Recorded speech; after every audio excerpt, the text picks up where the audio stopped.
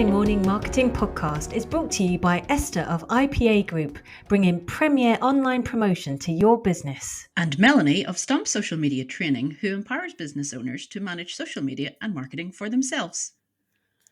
And welcome back to another episode of the Monday Morning Marketing Podcast. Today we're joined by Georgina Thomas, marketing freelancer at TELUS Media and sustainability practitioner, and we're talking about sustainability in business. Welcome, Georgina.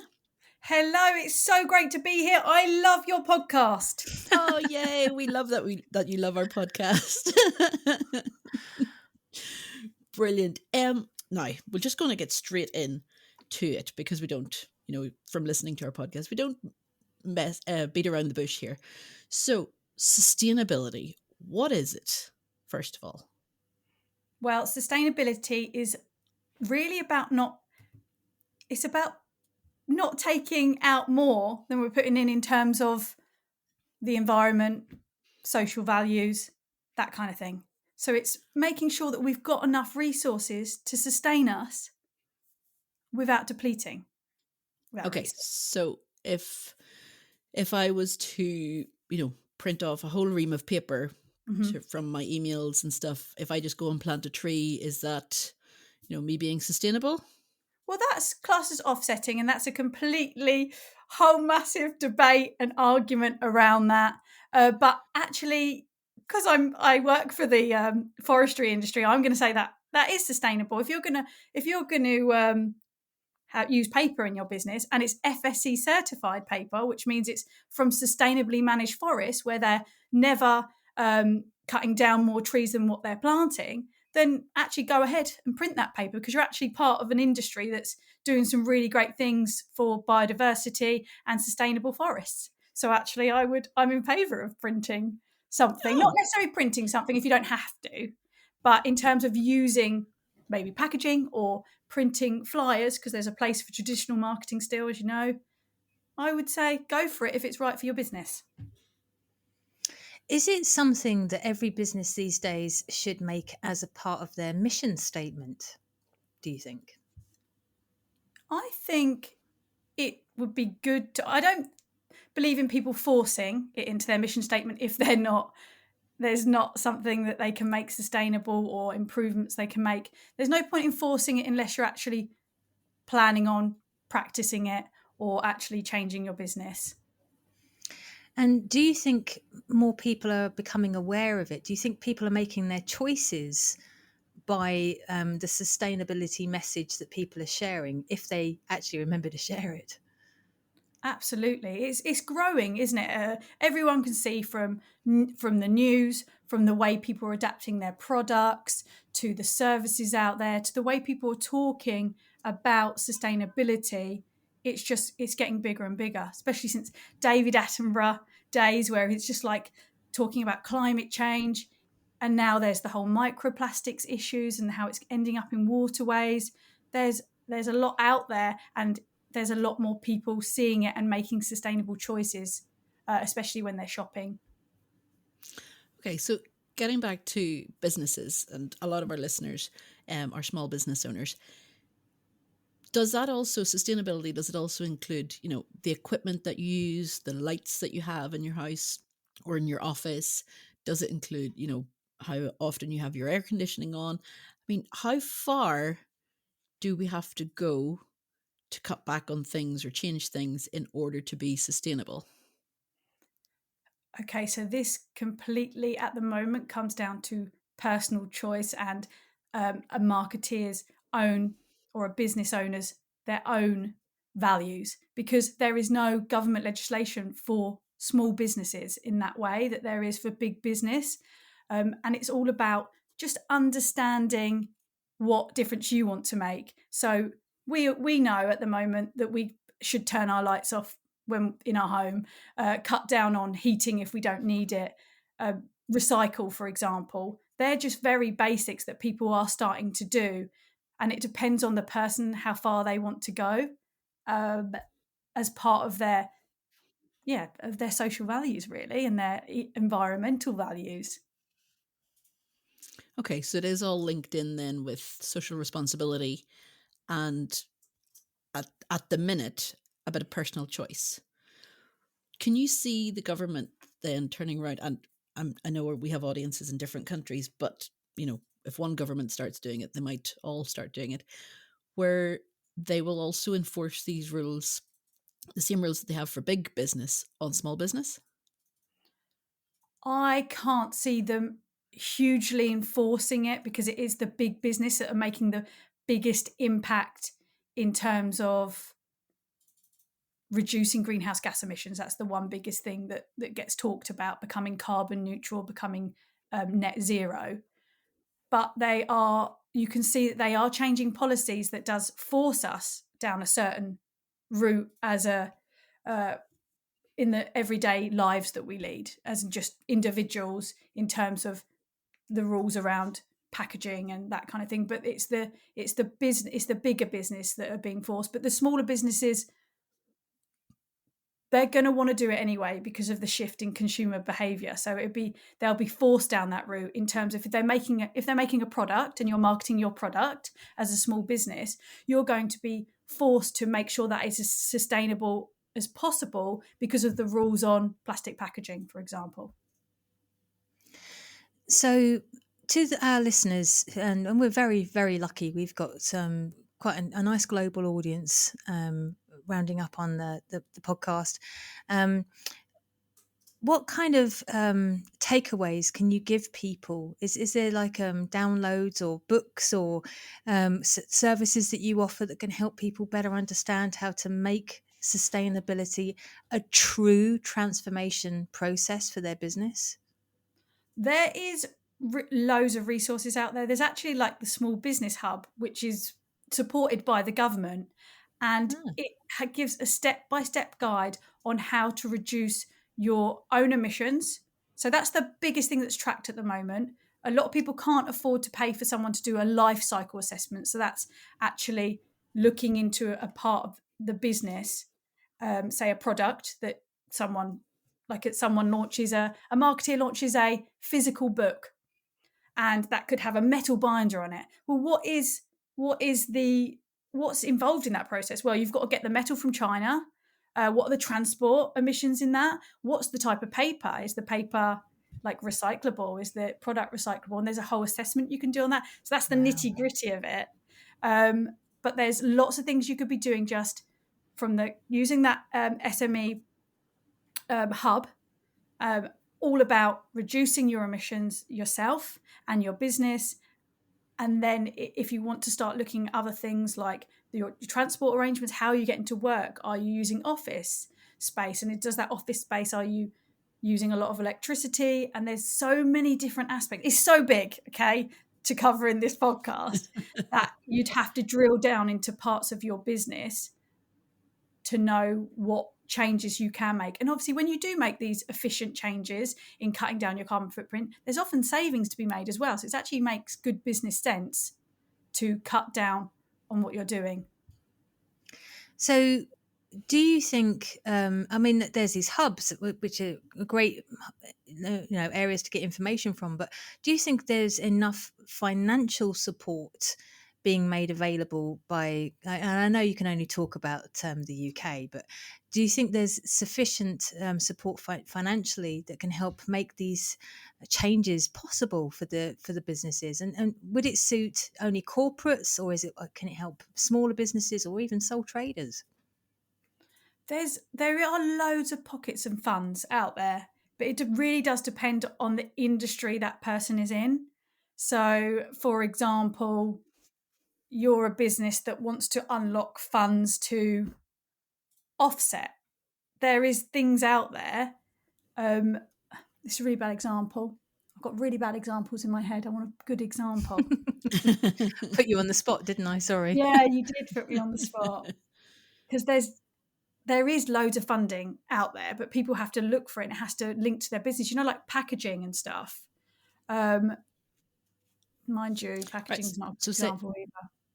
Well, say we've got, jewelry makers or candle Yes. makers listening to us. What can they do? Like, what is recyclable in the candle?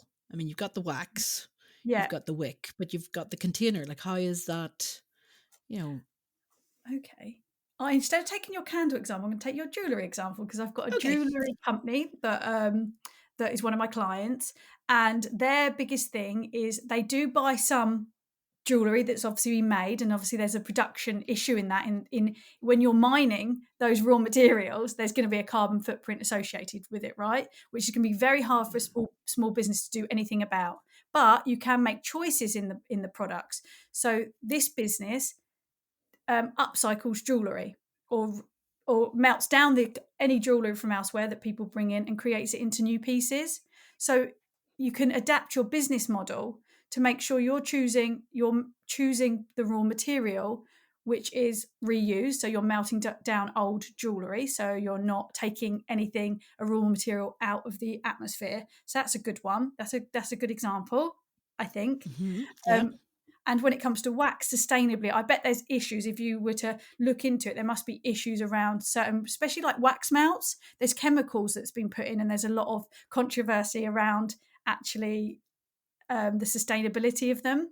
So it's all about making sure you're sustainably sourcing the right materials, and then marketing that as well, to make sure that you're holding yourself to account and making sure that you're always adapting and making that product better and better for sustainability. Yeah, because Melanie mentioned there, about the cost, and you were saying that a lot of times it turns out cheaper. A lot of times we might think that it would be more expensive to source local products or source things that are pre-loved, pre-owned, and remade locally, because we live in an economy that is very high compared to a lot of other places around the world. Like, if we all look at our clothes, I'm sure they're not made in the UK or Ireland. That those textile industries were run out years and years ago, whenever other industries around the world became more powerful. So how can we as consumers then make those better choices? Where do we start looking? Good question there, girl. That is a very good question, and one that I think about all the time. And like you even said yourself, actually, reusing clothes is the best option. So first and foremost, we need to stop consuming clothes. I'm not saying stop the economy, stop buying, but actually this second-hand economy is growing. Vinted is huge now.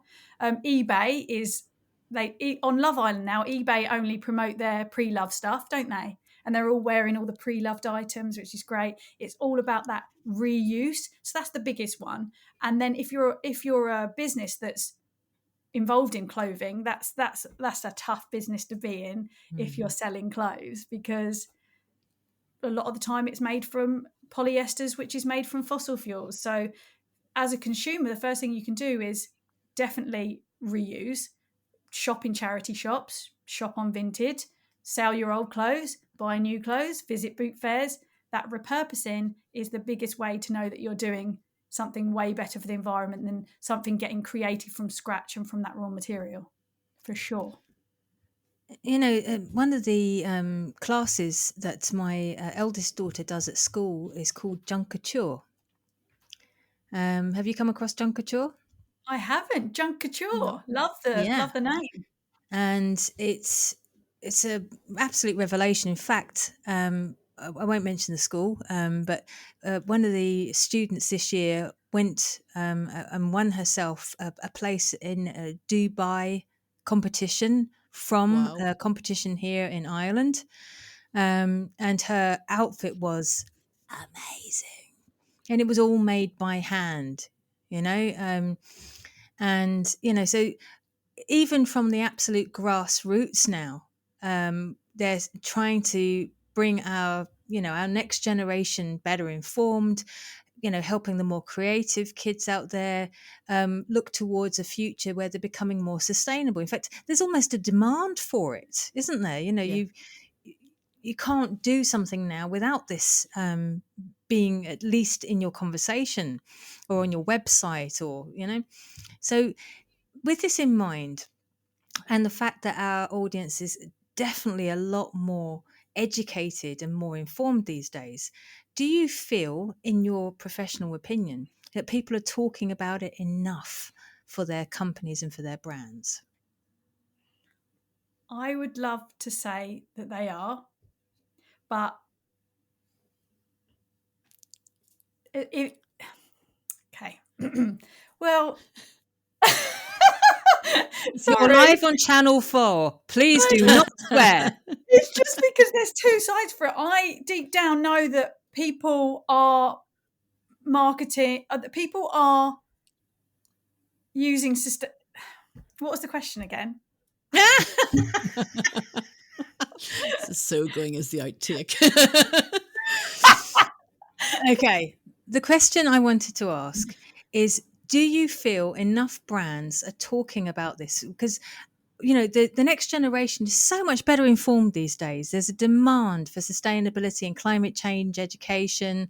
From the absolute grassroots, our kids know exactly what they want out of their lives, to protect their planet. So do you feel, even though there are people who are saying they're sustainable, are they making a case enough about it? Are they talking about it enough? And if not, what can we do to encourage them? So big businesses are making a case about it. They're using it as part of their marketing because they want to get that audience, that young, it's not even younger audiences, across all ages actually now that care about it. They are doing a big thing. They've all got sustainability managers now. They're all trying to make a change, and some of them are getting caught in the greenwashing because they're making the claims and then they're incorrect. And whether they're doing that on purpose or if they're doing that by accident because it's so new, like the policy changes and everything like that. But for smaller businesses, especially like the audience watching, what they can do is they can learn from that now and don't greenwash, basically. Don't make misleading claims about what you're doing. Be honest about it. This is using plastic, and this is, we're trying to change that. We want to reduce the amount of plastic we're using. We want to use more sustainable products because most companies now need to bring that into what they're doing. It's just, this is how it is now. We know that we're on track for a tipping point, and things are going to happen in the world, and it's going to be escalating more and more. And in terms of climate change, and everything we do has an impact on that. And people are realizing that more and more, but a lot of people are still continuing business as normal. A lot of people are still just selling brand new clothes and not having to worry about the environmental impact, because there's nothing for small businesses in fashion, there's nothing telling them that you shouldn't be using certain products or anything like that. It's they're getting away with a big company called, have you heard of, I think it's pronounced Shein. It's like bigger than, they've had more app downloads than Amazon, and they sell millions of garments a day, and some of them for as little as £2, say, for example. Is that Shein? Yeah. Shein, some Shein. I've got two young girls. Yeah, it's just constant. And that is when people they don't care about sustainability. They do. The consumers are, but then they're like, oh my God, I care about sustainability. It's £2. And I'm like, oh, that's, how do you compete with that? And actually, a lot of their factories are not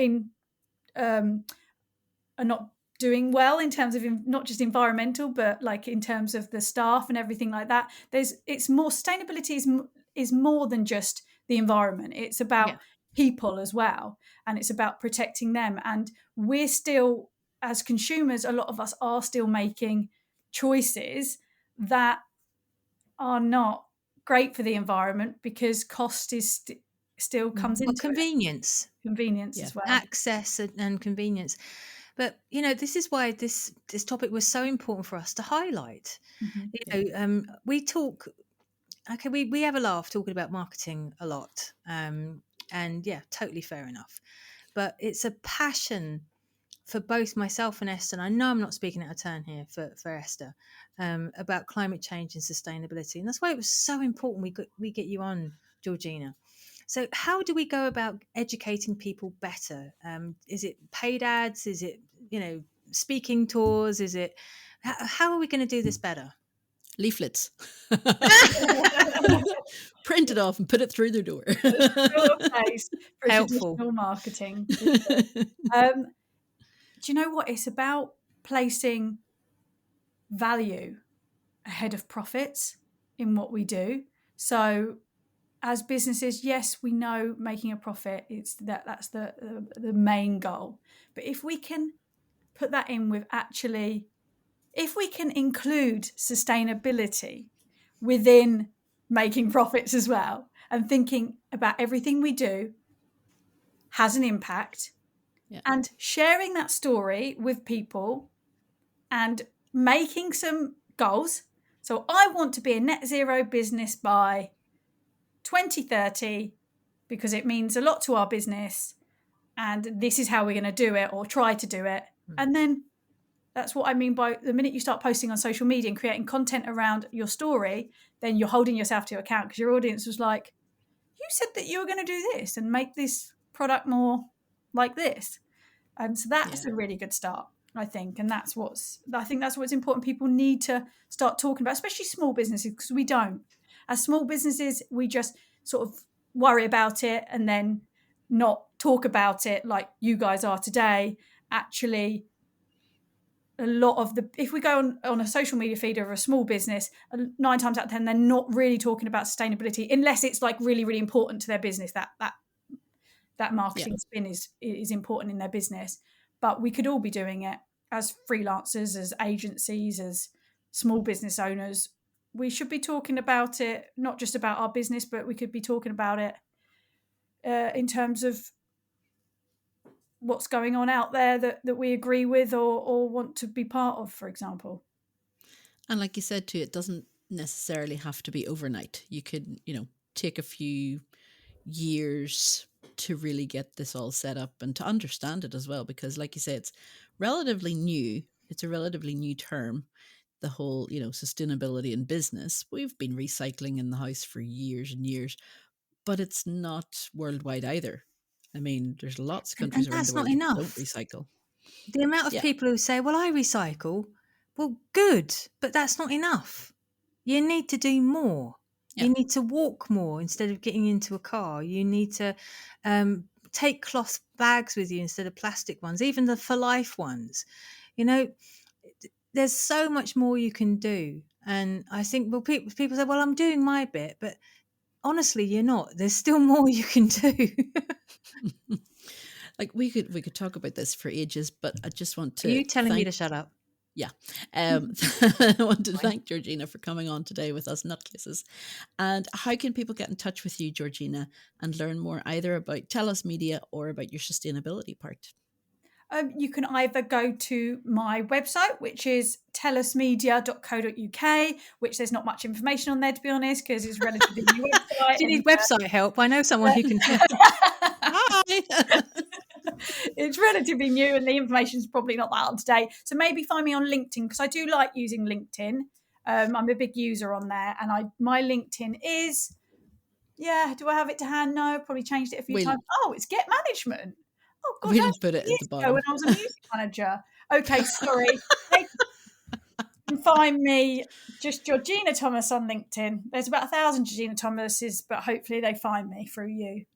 Yeah, we'll put it in the show notes, and we'll put it in the show notes. Georgina, it's been an absolute pleasure and a breath of fresh air having you here today with us. Thank you so much for joining us. We'll be back next week, guys, with more Monday Morning Marketing. Until then, bye-bye. Bye, guys. Amazing. Thank you. Bye. Oh, Lord. That was good. That's We going to be do hard to get a bit edit. keyed up, though, don't we, Georgina? I'm really worried about how it came across, because I didn't get in everything, and I really just randomly say what comes to my head and how I feel, rather than what maybe be grammatically and better for your podcast. Well, welcome to how we organise our podcast.